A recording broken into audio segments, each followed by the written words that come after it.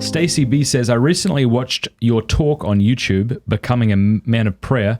How excited are you to see bishops leading the charge for being convicted men of faith in our current time? And, of course, Cordileone, that's how you say his last name, isn't it? I always am afraid when I say his name that I've said it wrong, who has banned Nancy Pelosi from Holy Communion out of love. I think that's wonderful to see. What do you think?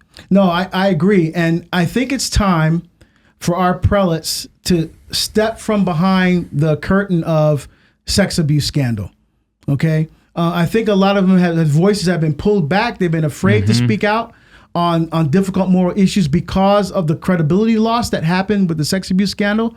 But now is the time, I think, for them to speak out boldly in love, the truth in love, just like, again, Bishop Strickland, Bishop Cordileone, and others are not afraid to speak out on important moral issues that may be difficult to talk about that Catholics need to hear.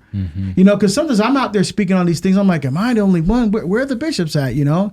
And I love the fact that they're starting on Corpus Christi this year. They're going to emphasize a 3-year, you know, kind of reinvigoration of the Eucharist. Oh, glory. You know, it's kind of this Eucharistic renaissance, if you will, which I'm really, really, really glad to see. And they put out a very good document on the Eucharist. It's basic, but that's what we need now. We need to get back to the basics of our faith. So they can't be afraid to speak out. Now, a lot of bishops didn't want to, you know, like did what Bishop Cordileone did with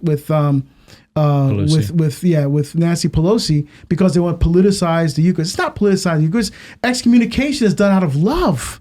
That's what it's done out of. It's a chance for the person to understand, okay, I'm now separated from communion, and a chance to think deeply and seriously about the positions they hold and come back to the faith. But what did she do? She just issued a statement doubling down on what she believes, and we need to pray. We need to pray hard for her. But I think he did the right thing. I think more bishops should follow that lead. Again, these are not politicizing the Eucharist. These are issues of life and death that have become politicized. Yes. Now, what happens when you allow a public notorious sinner like Nancy Pelosi to say awful things like we can kill the unborn and even celebrate the killing of the unborn? Then if the bishops do nothing, then it gives the impression that either abortion's not as bad as I'd thought, or the Eucharist isn't what the church claims. It causes scandal, and it's bad for her soul. So I've said it before, I'll say it again. Everybody out there should praise Bishop Cordileone and any bishop that gets behind him right now, because if we don't, we want our praise to be louder than the hatred coming from the opponents, so that we can encourage them. Yes, no matter what you think of the bishop, even if you've got criticisms, even if they're just criticisms, you know, no one likes, if you only talk to me when you're angry at me, it makes me very uninterested in what you have to say. But if there's a balanced approach and I can tell you're in my corner, I'm a lot more open to listening. All right.